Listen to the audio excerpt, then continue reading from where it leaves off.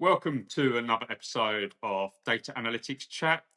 I'm Ben Parker, data recruiter and podcast host, looking to share knowledge and insights for the listeners.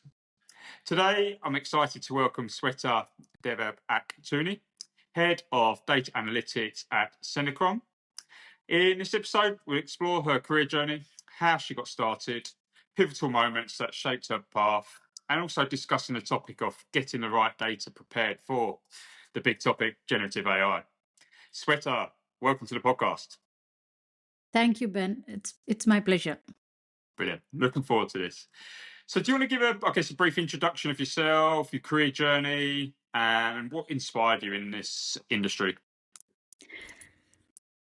Sure. I lead the data analytics practice for North America at Synechron. What that means is, of course, with the advent of Gen AI, everybody talks or walks data. So when we talk to clients, we try to understand the business problems and put in the right solutions to make them data ready for generative AI. In a nutshell, given we are a global company, the global data practice is actually spans across from Australia till the west coast in the US, across all the landmass. We meet a lot of banking, financial services and insurance clients. And in some, if you say at a 50,000 or I would say 100, at a 50,000 level, they all seem to have the same issues. Okay, how do I harness my data? Where do I gather my data? Organize my data? How do I know the data has quality? How do I trace my data? The various aspects of capabilities, but the nuance comes is within how the company is organized, how matured they are in terms of their people, processes, and technologies. And that is the flavor we come in trying to listen, understand, adapt, and helping clients in solving the data problems. That's my day in a work looks like typically. Brilliant. Now And coming to, go ahead. so then do you want to give a bit background why you got into the field and that sort of thing? Sure, Ben. So from an young age, I always like to take on challenges and push boundaries. Numbers and problem solving always intrigued me, and I excelled in those and other areas. Thankfully, I had the privilege of great teachers at school and college who helped me understand concepts around mathematics and statistics and push my boundaries with challenges and encouragement. I landed a job as a system analyst after my undergraduation in computer science. This was interesting work, but at that time not challenging enough and not in line with my areas of interest. My mind was set in pursuing a career in finance. This led me to do my first MBA and land a job in India's largest bond desk. A few years later, I transitioned to US, then to Singapore and back to the US and working across global bond markets. The exposure to the 2007-2008 credit crisis and its market stresses exposed me to nuances of risk management far beyond what I learned in theory and gave me a new, deeper perspective of how risk strategies and risk management impacts bank survival.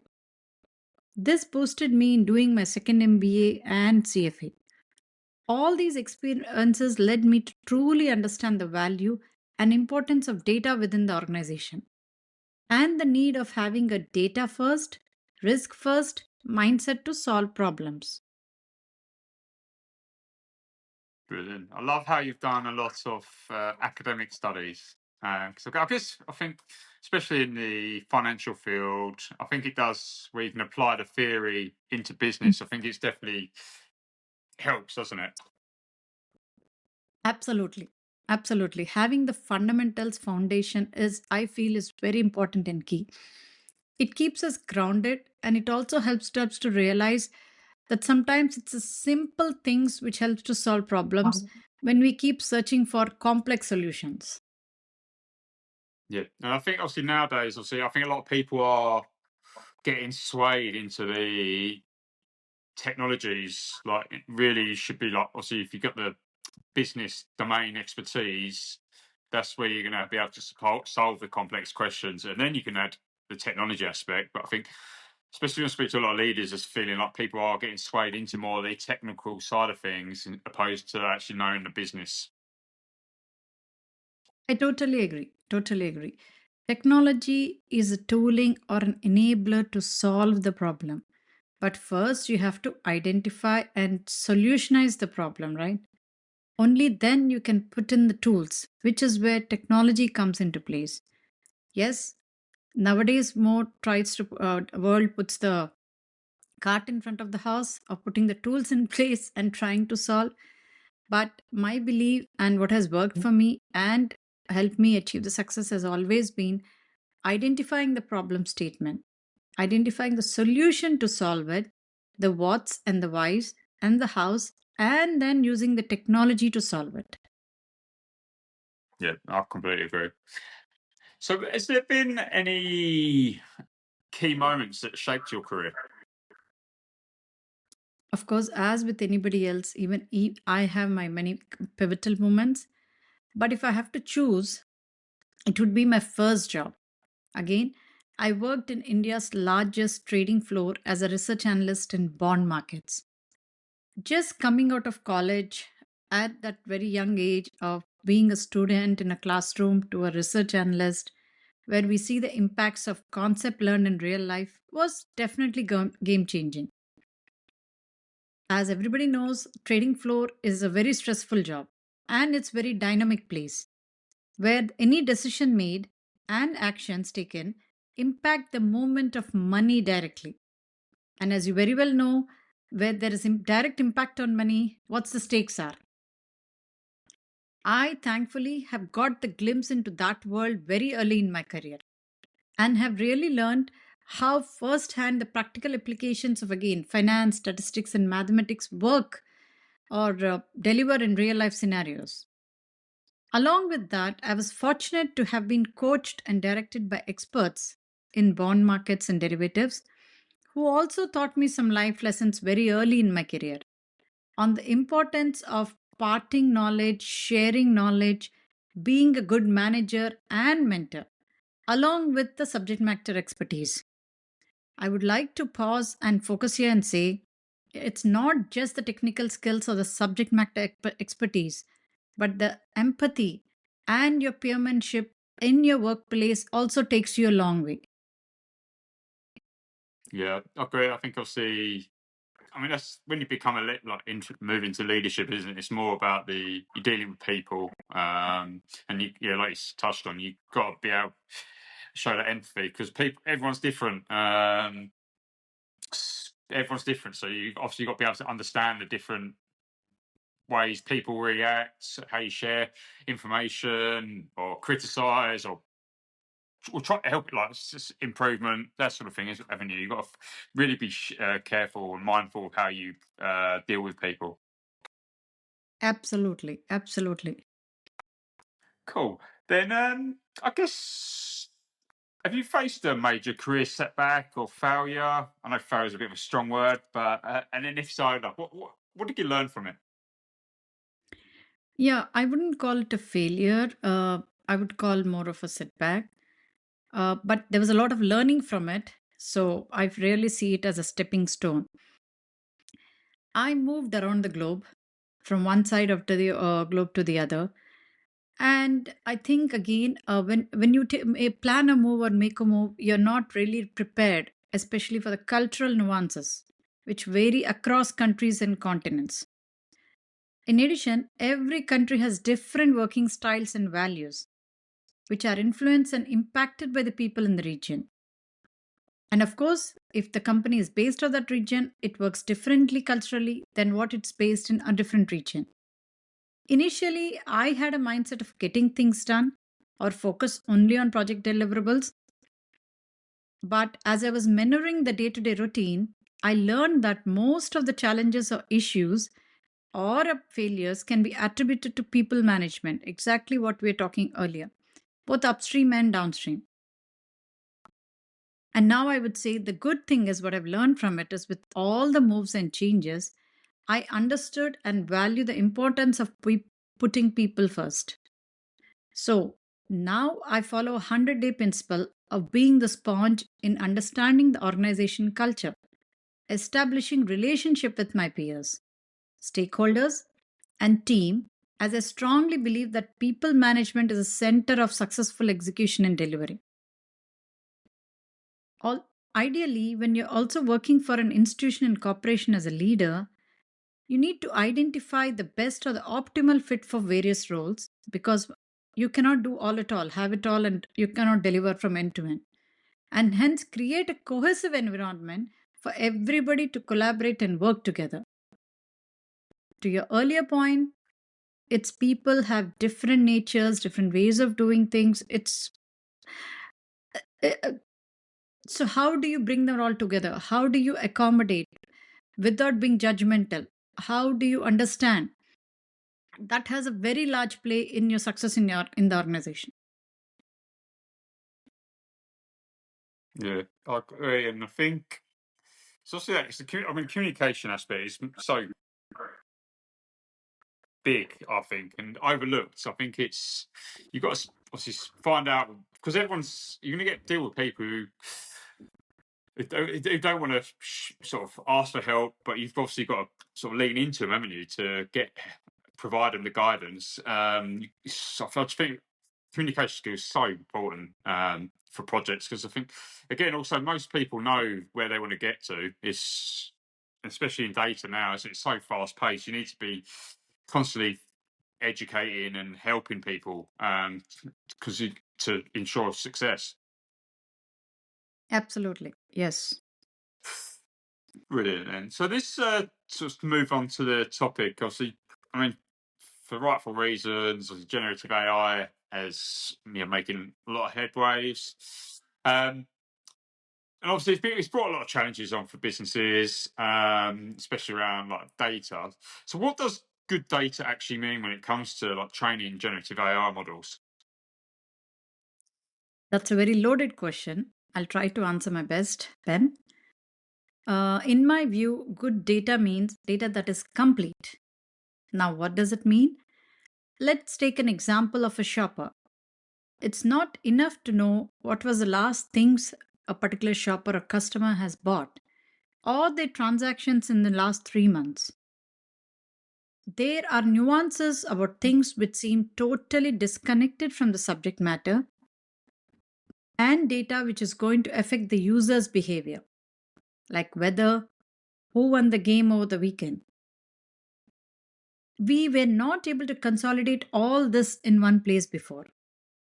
Now, this is where generative AI has come handy, where we can now consolidate all this information. And also earlier, it was purely a numerical exercise, a statistical exercise of using, again, the transaction count or the things bought, which have to be morphed with unstructured data to figure out your results. And if more than ever, if we don't put the right kind of data together, the language models will make assumptions or approximations to some of these things and give us results which we weren't quite expecting. Generally, the term hallucination is used here. It's like saying the model output isn't what I wanted, or saying it hurt somewhere on my body while visiting a doctor. It's relevant information, but certainly not complete. So, good data, again, as I said, is complete and relevant and ensures it doesn't violate someone's privacy. Existing terms and techniques in data management around provenance, lineage, etc., are relevant, but we need to go deeper and wider all at once to ensure this consistency. Yeah, so I noticed obviously this is why a lot of investment has been put into like data engineering teams, isn't it, within businesses to make sure obviously you can get the right complete data. So then, I guess with this, then, I mean, what are the biggest mistakes you see companies making when preparing data for Gen AI? Yes, Gen AI is the shiny armor available in the market, and it's natural for people to jump headfirst into things that are new. We have seen this in the past with blockchain, not too long ago. Gen AI is a technology and, in some ways, behavioral advancement which is based on data. Having data ready for Gen AI is something companies are realizing after burning their fingers and not getting the desired automation and output, which is making them pause and address the core components.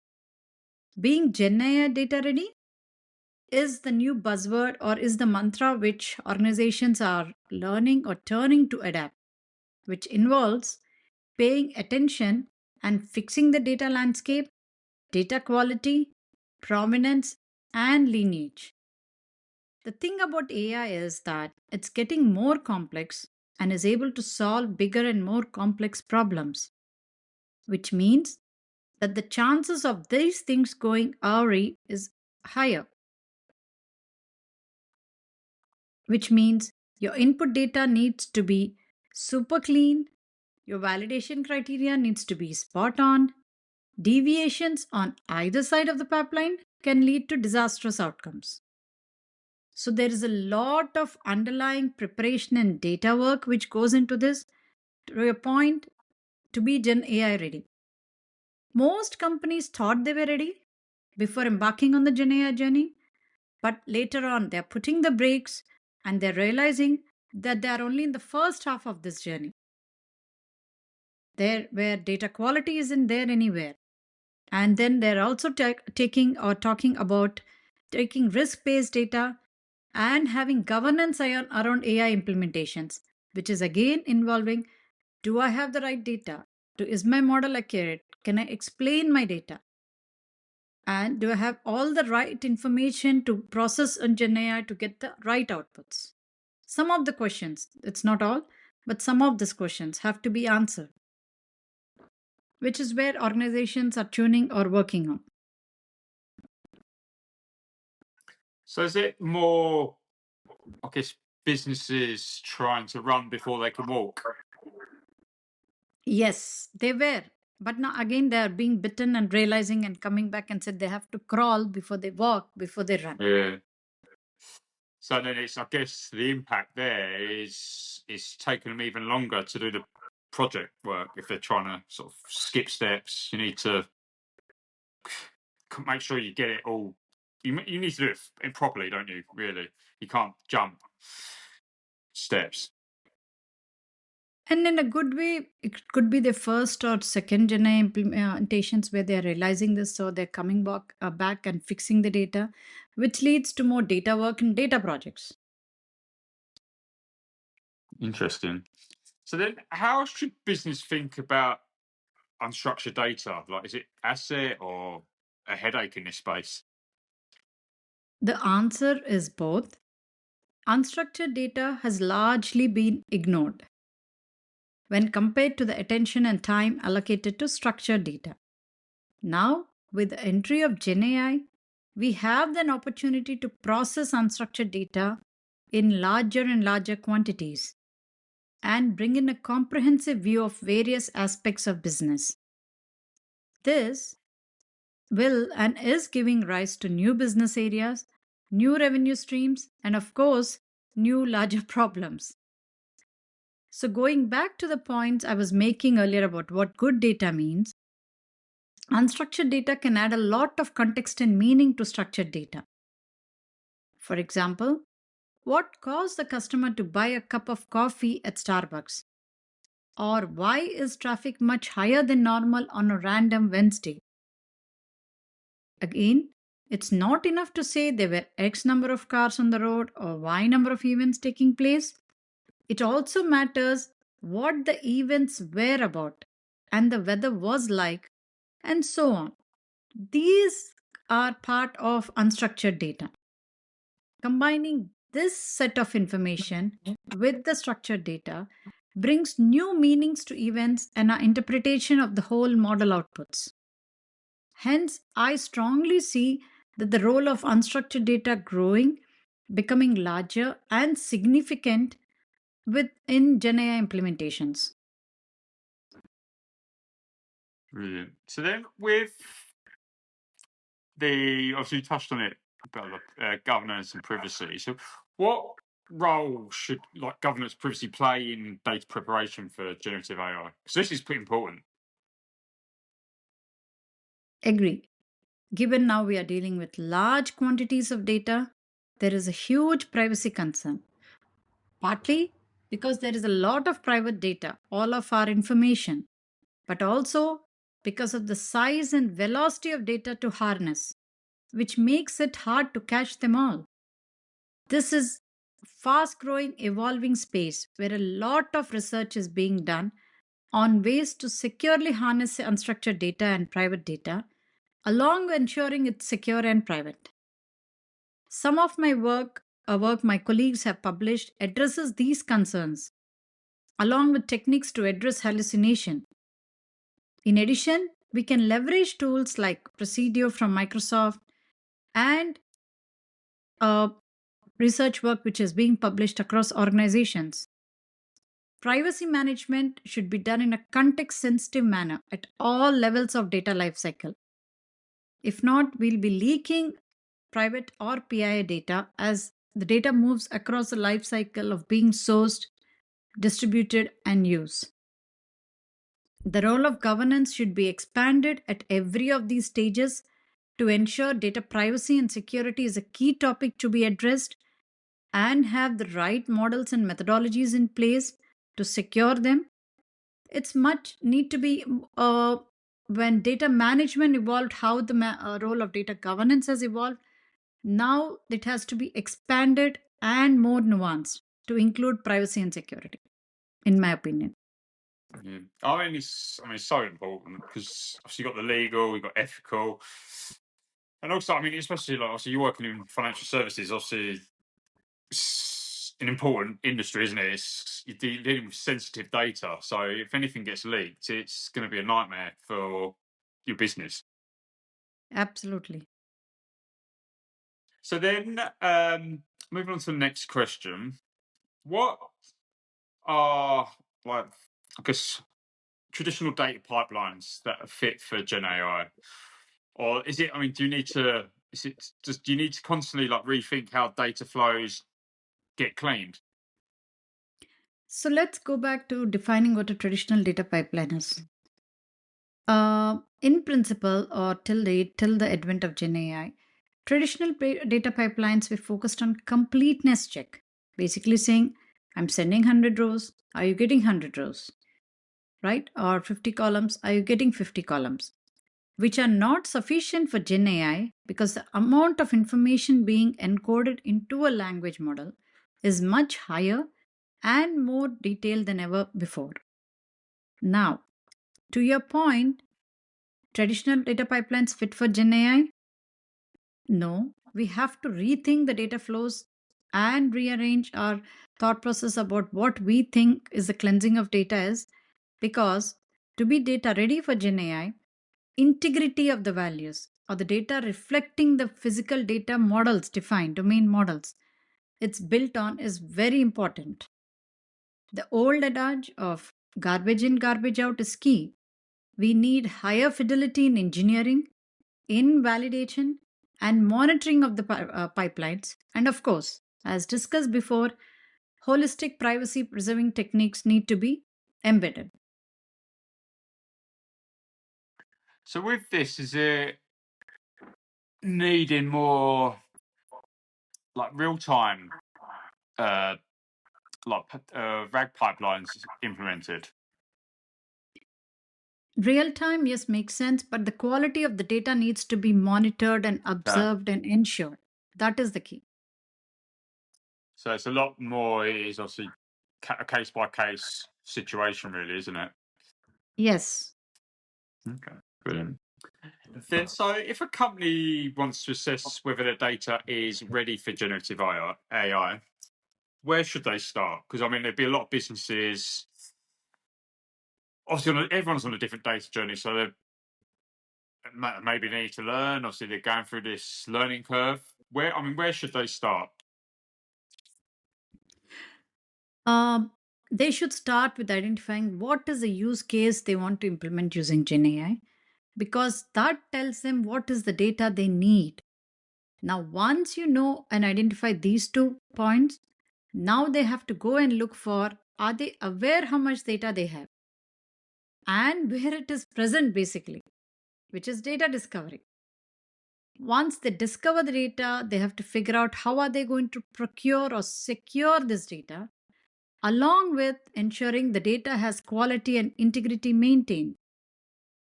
And this needs to be across the data pipelines, across data sets of the which is required to fulfill the use case. So it could be multi-domain, multiple hops, multiple data flows, but this discovery and the whole assessment needs to involve this whole entire landscape which comes into scope. Yes. I can, Sorry, carry on. I can define readiness by checking if the company is able to articulate the data in these terms, such as company customer centric view, graphic network of all related data, structured and unstructured, brought under one roof, which can tell a story about a customer or a product or an event. This is very contextual. The quality of the insights gained or to be gained is again directly related to the quality and completeness of the text of the context which we discussed. And many companies, of course, overestimate the quality and understanding they have of their own data. They feel like, yes, the data is available in these databases. Why can't we put GenAI on it? But have you gone and see for the use case which you selected, is your data ready, fit for purpose to give the right analytics and the right metrics? That's a question businesses and technologies have to go back and answer, then focusing on the tools, which comes back to our initial question is, what is the problem we are solving? How do we solve it? Then before going about and putting the technology tools and solving it. Yeah, no, I completely agree. Because I've spoken to so many leaders now, and obviously there's a lot of companies trying to, I guess, illustrate their skills in Gen AI, but without really solving a problem. Like they're trying to find a problem instead of really, like you just mentioned, like what's your current core business problem? How can we solve it, and then go and solve it? Not the other way around, because it's just end day. Look, you want to grow, you want to keep growing, don't you, as a business, get more money, growth, etc. And you need to just focus on your core objective at the minute, then get swayed into like the shiny new toy on the market. Yep, makes sense. Brilliant, cool. Well, I really enjoyed that conversation, and I think it's I mean, it's so important how businesses focus on like implementing generative AI properly. Obviously, there's no shortcut, unfortunately. So it's been a pleasure having you, Swetha. And yeah, there's some great insights shared today. Thank you, Ben. The pleasure's all mine.